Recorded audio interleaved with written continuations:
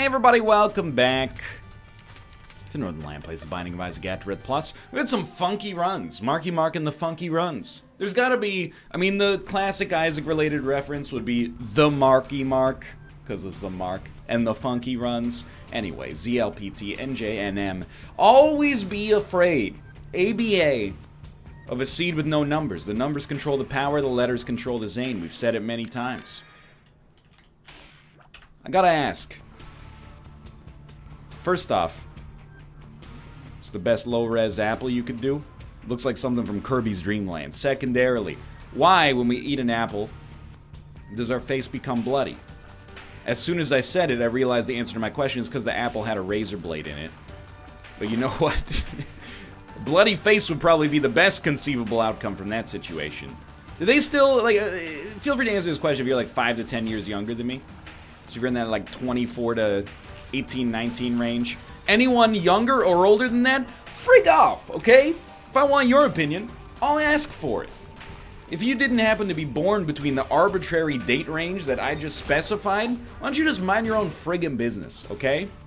Anyway, I digress. Just these people always trying to, I'm 18 years old and 364 days and 23 hours and 59 minutes. Can I have my... If I wanted your opinion, I would have asked for it. 19 to 24-year-olds only, okay? Alright, this has gone on too far. Did you get taught to be wary of Halloween candy? If you're in that group, and only if you're in that group? Because definitely when I was a kid, they were like, you know, watch out. There's been a rash of reports of people putting a razor blade in apples and then giving them out for Halloween candy. I don't know about you, but me and my chums, my school-aged friends were like, not a big problem, because if anybody gives me an apple, I will throw it in the trash. Not because I'm ungrateful, but because who gives out an apple on Halloween? That's not the time of the year. And I don't like Halloween. I want to get that across clearly here. I'm not the kind of person who looks forward to it every single year. Mostly as an adult, it's an excuse for people to get into costume and then drink enough to throw up on the bus on the way home. So that's pretty sweet, but ignoring that, you still gotta respect the spirit of the Halloween. Don't give people apples. You're gonna give people apples and say, well, you know, it's part of a healthy, balanced diet. Yeah, I know. It's an apple. You're not exactly, you know, providing a health revelation. But this is the day of the year when kids, you know, they can eat as much candy as they want, and their brains will just overload with the sugar. You don't need to give them a Granny Smith to prove some kind of point. They're just, basically what you're doing is buying garbage. When you go to the grocery store and you're buying like, you know, 30 apples, you're basically just buying trash. I'm sorry to tell you that, okay? If that's a rude awakening for you, just buy fun-sized chocolate bars. That's good enough. I know a lot of people, you know, they want to be the cool Halloween family. They're like, when I have my own house, I'm buying the full-size chocolate bars. I gotta ask you a question.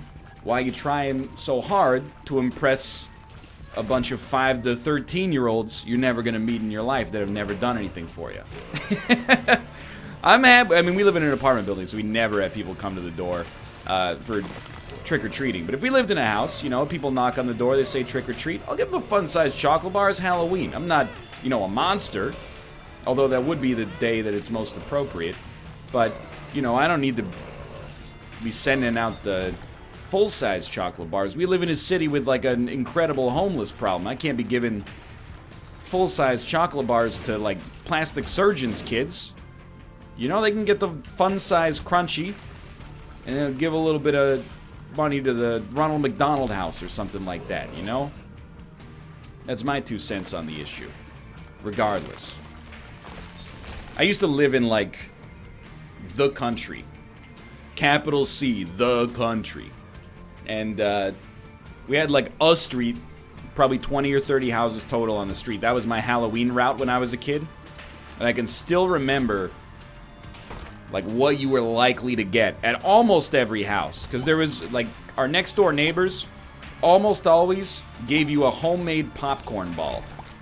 And I thought that was pretty cool. Popcorn ball, I don't even know if it's like a common treat or anything along those lines, but I mean, it's popcorn. Wow, what a convenient segue here. Wrapped around... Oh, that's gonna potentially hurt. It's all sugared up. I don't really understand it, to be honest with you, because I never ate them. Because even though I thought it was cool, my parents were like, we don't want you eating baked goods from strangers, and I was like, that's fine. I think they just wanted the popcorn ball for themselves, which is also okay. And then the house right after that almost always gave like a can of ginger ale. And I gotta admit, it's a bit of a pedestrian Halloween candy, quote-unquote candy. I think sodas count as candies, by the way. They're definitely not...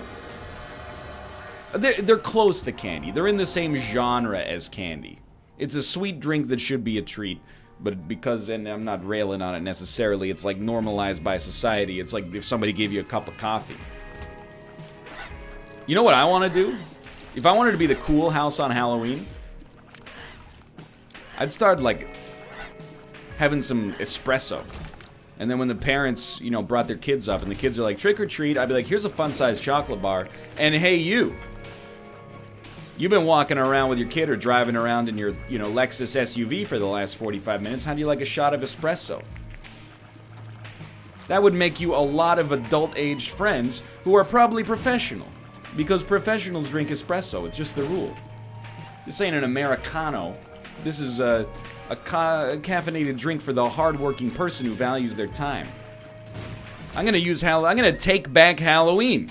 I'm not gonna make it, you know, not fun for kids, but I'm gonna use it as an opportunity to make a network of adult friends. And then we can lean on them when we need help, you know? Make a dentist friend. All of a sudden, get a little discount on your teeth cleaning. Make a doctor friend. All of a sudden, you don't have to wait 2 months to get that mole on your back looked at, you know? I need more friends with relevant skills, and I say that not as an insult to my current friends, but I got a lot of friends who basically do the same thing I do, and we're basically talentless. We can tell jokes for the most part. Apart from that, pretty much our bevy of skills is using free software that was provided for us by much more talented people, and then keeping a running dialogue going and not letting the constant stress of being judged in public get your mental health affecting you, you know, too negatively. Those are the skills that we possess. I need, like, a friend who's a plumber. So I can be like, hey, dude, why don't you come over? So I can abuse your services for free, I guess. I don't like that. I imagine that's probably the way it goes, right? Like, if you're like a mason, you have people asking you constantly to do like pro bono masonry work? Or is it like, maybe it works out the other way, or maybe it works out both ways, where you know the more people you know, the more people you're gonna call on, or are gonna call on you, I should say, for your masonry expertise, and then you give them a little bit of a discount, but at the same time you're making bank because of the fact that you've got a much larger client base, you know? Maybe that's the ticket right there.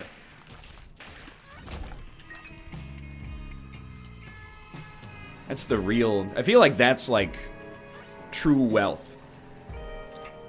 When you're so wealthy... Like, that's what the purpose of, like, a country club or, like, a yacht club is, right? Yacht. That's like, you know, you pay your dues, and it's like 40 grand a year to be able to access the swimming pool, the golf course, and the tennis courts, which is ridiculous. But then on the other hand... You know, you get easy access to oh, that was so dumb.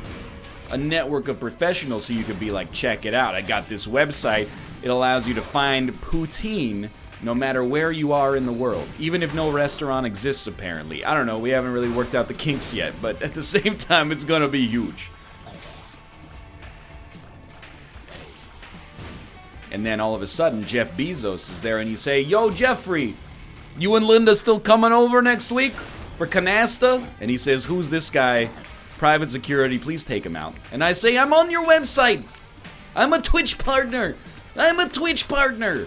And those are the last words I ever utter before I'm permanently silenced by his Blackwater goons.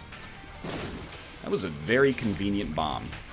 We did not expect to get a deal with the devil here, or on the last floor for that matter. And you know what? That's roughly fair. Our deal with the devil hurt us because I played it extremely poorly, and I gotta be honest with you, this run's looking a little Little sus. That's how the kids say it these days. Suspect. Ooh. These days? Okay, look, I don't know anything about these days. I don't have access to a country club. I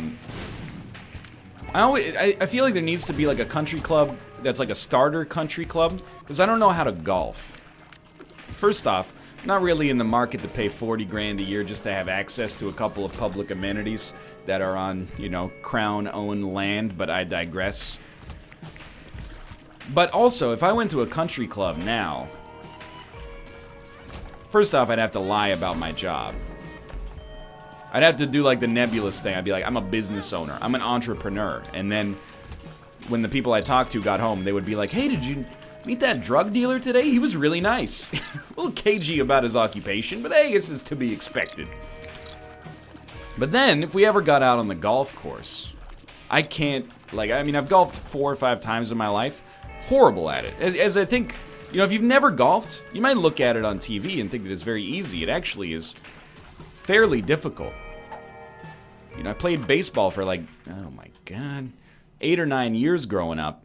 You would think that the baseball swing is a little bit like there's transferable skills between that and the golf course, but I honestly didn't experience that for myself. You know, there's a lot of like shank-in drives, you know, it's a par 4 and it takes you 20 hits to get it into the hole.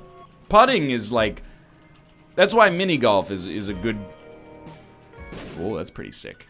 That's why mini golf is a good entry point. It's very accessible, because putting doesn't require a whole lot of upper body strength, does require practice, but even if you miss every time, you're going to get a little closer. Sometimes when you're driving, you can actually drive the ball backwards if you're terrible, like I am. Get me out of here. You know what would be cool?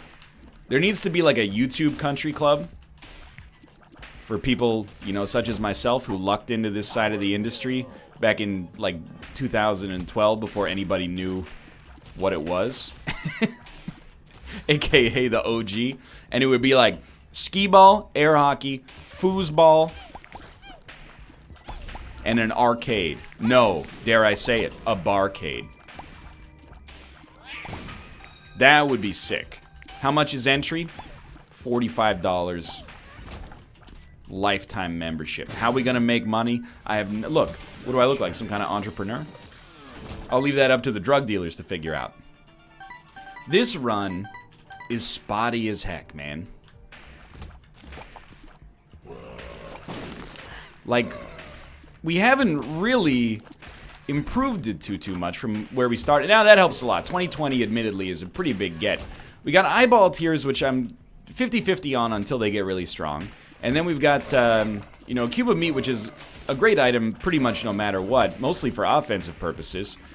We got Guppy's head, which is incredible, but apart from that, on a statistical level, pretty much looking roughly the same as we did when the run started, which is a bad look when you're on the Depths 1, and yet somehow we're like substantially ahead of schedule.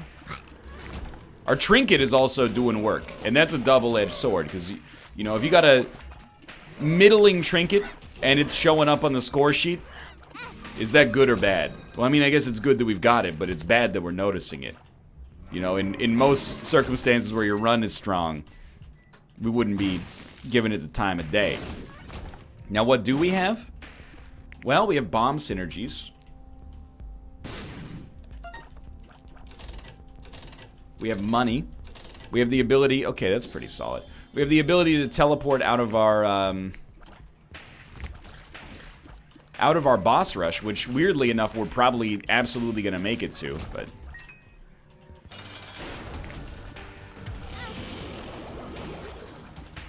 What do you even do at a country club? Like, I just kind of assumed that was one of those skills you picked up as you got older. Like, everybody knows what you do at a country club. I think I've only seen, like, 2 country clubs in my entire life. There's one on my bike route, and I recognize it because every time I bike by it, there's like a 75% chance I'm going to get T-boned by somebody driving a Porsche Cayenne S. This is a little scary, but, I mean, we would really, really like to take both of these items. So if you could pay out with something. Yo, that's enormous. It's the happiest I've ever been to get an item in this game, I think. Now we're one guppy item away. We got much, much better everything. Oh, man. That was this big floor for us. 2020, second of 3 guppy items to enable the transformation in. Sin Robes is great damage by itself, and then, of course, Death's Touch. So we're in a good spot. So peep this. I wanted red chests. I'll accept these. I think we're in a pretty good spot, but it is a little bit of a weird run. Like we were in a gulf for a long time there. Can I just get a pat on the back? Like all I'm doing this for at this point is praise from a public that many of you have never met in my entire life, but you know, it still matters to me. It's that validation I crave. I kept up a zany stream of consciousness dialogue while the run kind of sucked. Usually the way that it works is we start by talking, oh, I'd really like a tears and a damage upgrade, and we phrase that in about 70 different ways, and then we get them, and then we start talking about Zane. This time it's like, we were able to keep it all going, while also kind of scrounging for some better stuff. I'm proud of that. Oh, man. I gotta admit, I'm a little bit bereft of anecdotes. Since yesterday, I had the opera anecdote. I shouldn't have used that one in that video, but it just kind of flies off the cuff, you know? It's not really like something I plan. It's just like, oh, I can talk about this for 10 minutes. Let's do it. And then, I'm trying to think of what I even did on Sunday. I did, like, nothing. I did nothing relevant, at least. I built a RESTful API in Mongoose and Express, but, like, that's, it's one of those things where, as I'm doing it, I feel like I'm Cypher from the Matrix watching the code go by. Then I showed it to Kate, and I was like, check it out. When you click on this, it sends, like, a message out to the internet, and then it replies back to you and shows on the screen this really, really ugly string with the results that you're supposed to get. And she was like, oh, I don't really get it. And I was like, the information is going from the browser out to the internet, where there's a database hosted. It's better than Infinity War. Anyway, I digress. She'll be sorry. They'll all be sorry. Okay. Grab this. What do we got? I gotta admit, I'm gonna go stem cells. Interesting. Let's try it. Judgment. The reason I went stem cells is because, oh, I didn't mean to blow you up. I think we have a decent chance of getting a deal with the devil later. Ace of Spades. That's not what I'm looking for. So this is deal with the devil fodder for the future. I don't know, it actually converted me to doing like a bad Irish accent halfway through there. Oh, it's deal with the devil fodder for the future. I'm gonna stick with Guppy's Head. I like Guppy's Head. Straight up, I think we are enjoying the fact that there's extra damage on this run, which has been a little bit of a sore spot. It's so strange to me that we're ahead of the curve to a pretty large degree here, on timing at least, despite the run being a little sketchy. Anyway, let's move along here. It feels weird to be on summer vacation, because, like, yesterday was my first day of summer vacation, really. I mean, it's not really summer vacation because I have to work, but it's summer vacation from school. I mean, I don't have to work, but you know what I mean. I like to work. And also, if I don't do it for like a week, I'll die. So, I enjoy it, but it's not the true summer vacation in the sense that, like, I have nothing to do. I've said this many times, like, every summer, I got a September routine for commentary, and I've got, like, a June routine. The September routine for commentary is, I'll just give you a little preview for it now in case you've never heard it or you've forgotten it. If you're going to college, sometimes people pop into my chat, they go, hey, any advice for a high school senior going to college in September? There's only one piece of advice I can give you. It's not, It's not that hard, okay? Like, tens of millions of people do it every single year. You're gonna be fine. You know, they make it through. I knew a bunch of freaking weirdos, and they had the greatest time of their life in college. So even if you're just totally off the chain weird, you're gonna be okay, you know? Everybody, they got a good chance to find something they like during that period in their life. The only advice I'll give you is go to class. You're paying for it, or your parents are paying for it. That's like the #1 thing. I could have done better about it when I was in college, for sure. But NL, if you'd gone to class, perhaps you'd be mired in some academic career instead of doing what you really love, being yelled at on the internet for making mistakes in a video game you played for 3,500 hours. You know, you're right, but I try not to think about the causality of that, you know? So that's my one piece of advice for college. Everything else, you'll figure it out for yourself. You got nothing to worry about. My advice for June is usually like, hey, if you're not doing a summer job, which I can't really judge you for. I didn't have a summer job until my freshman year of college.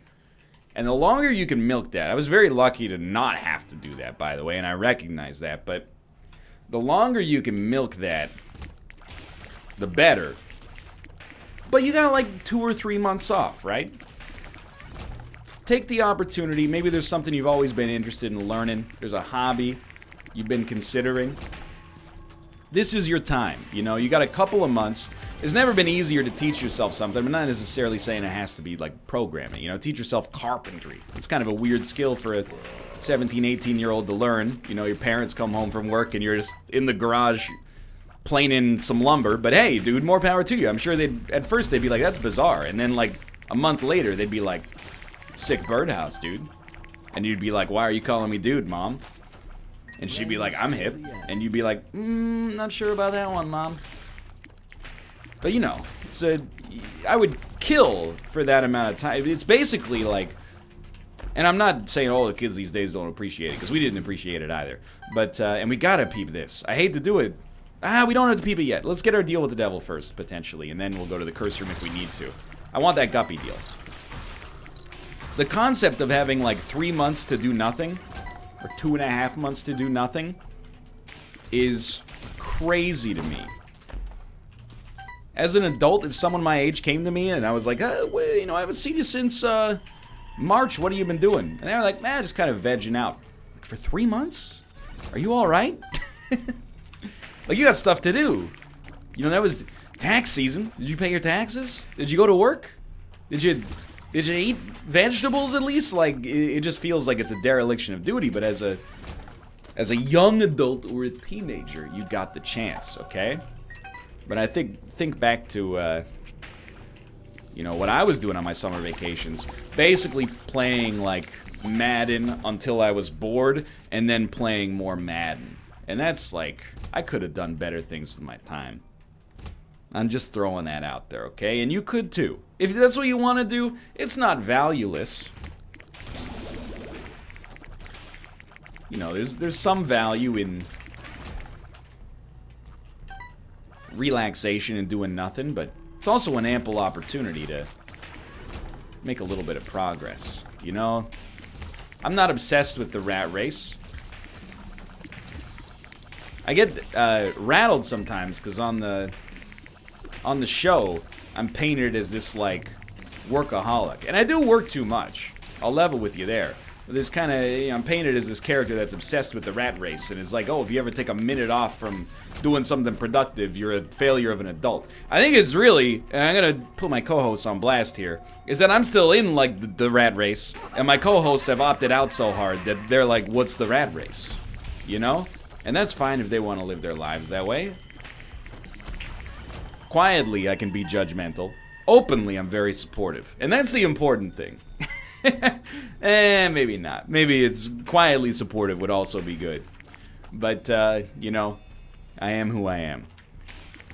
So if you want to take some relaxation time, that's fine. But if there's something you've always been like, I really want to get into rollerblading. I'm like, why? But also, simultaneously, now's your chance. It's the most free time you'll ever have in your life. It's basically like, as soon as you start working, unless you end up inventing like the next WhatsApp, it's like no work for somewhere between like 15 and 22 years, and then you work until you either die or retire. You know, the rest of, you might spend the next 40 years trying to get to a single summer vacation.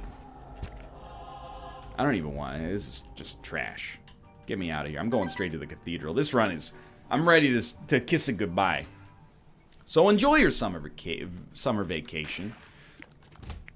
But also, you know, I think we have a problem. I think a lot of people have a problem, and I'll admit myself included to some extent as well, by the way that we, like, conceive of learning something. You know, sometimes we conceive of it as work, but work can also be fun. Recording these Isaac videos is fun. I like doing it. Sometimes I'm like, man, I don't want to do any more today. That's usually after I've done like 5. And I'm like, that's enough. That's good. But what if I told you, you know, you could be learning something and that could also be meaningful? You know, it's like exercise for a lot of people. The right form of exercise, you know. People who don't exercise look at it, myself included, and go, wow, what a chore. You spend like an hour a day running? That sounds like hard work. But for them, it's like cathartic. It's like their meditation. You know, you gotta find your meditation. It'll benefit you. Anyway, I'm being way too preachy. Please hit me so that I may summon a Thame, and as a result, get many, many demon hearts. We haven't had a run like this in a long time. This is the classic, like, fast and also trash run. It's not literally trash, because, you know, 2020, Death's Touch, there's some really good stuff. But we've been nipping at that Guppy synergy for so long, never came to pass. But the fact that a short is merciful, because it means that I can get off of my soapbox and say something like, hey teens, how do you feel about dabbing? You know, bring it all back to a level that I'm more comfortable with for the intellectual side of the discourse. This is an incredible assortment of items on the chest. Jacob's Ladder, SMB Superfan, and Magic Mush. That's incredibly great. Now, not being negative, we are on less than 0 luck. So I wouldn't expect any more items, but honestly, those 3 items alone, and I'm kind of discounting Bumbo, but those 3 items alone account for probably more value than we get out of the average chest, regardless, so. And you never know, we could beat the odds. You know why I'm not letting Bumbo get all the money? Because I know it rattles you. I'm engaging in a passive troll right now, where I know that there's people like, come on, you could have just stood there for a second. Let Bumbo get the money. He's hungry, but he wants the money. He's hungry for those pennies, Jerry. Just let him get the... Come on, man. No. Well, oh, he got one there. I suppose in theory... No. What I was going to say is there is a chance we lose. As soon as we found out the deal with the devil was, like, right here, no chance. This dude is toast.